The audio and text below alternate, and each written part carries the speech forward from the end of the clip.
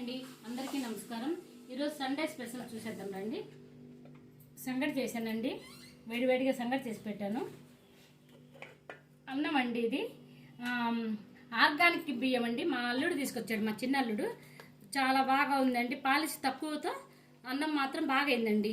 తేడా అయితే తెలియటం లేదండి మాకు. ఆర్గానిక్ బియ్యము మరి ముడి బియ్యం లాగా కాకుండా బాగానే ఉందండి బియ్యం. ఆ తర్వాత చపాతీలు చేశానండి, గోంగూర పప్పు, ఈ చారు అండి, చింతపండు చారు చేస్తారు. మా అత్త చేసేదండి, మా అత్త చేసినట్టే చేశాను నేను కూడా. ఈరోజు మా చింతపండు చారు చేశానండి. చికెన్ ఫ్రై చేశాను, చికెన్ గ్రేవీ అండి. ఇది సంగట్లోకి బాగుంటుంది కదా అని గ్రేవీ కూడా కొంచెం తీసి పెట్టాను.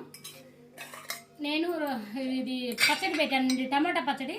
సేమ్ మనం టమాటా పచ్చడి ఉడకబెట్టి ఎలా ఎండబెట్టి ఎలా చేస్తామో అలాగే టేస్ట్ ఉంటుందండి. నేను చేసే పచ్చడి దాని టేస్ట్ అట్లాగే ఉంటుంది. టమాటా పచ్చడి చేశాను. లాస్ట్ పెరుగండి. ఇదిగోండి, మామిడి పళ్ళు కూడా మా అల్లుడు రాత్రి తీసుకొచ్చారండి. డైరెక్ట్గా తోటకాడ తీసుకొచ్చారండి. ఇక చూడండి, కాయలు కూడా పండుతుంగా పచ్చిగానే ఉండే పండుతున్నాయి చూడండి.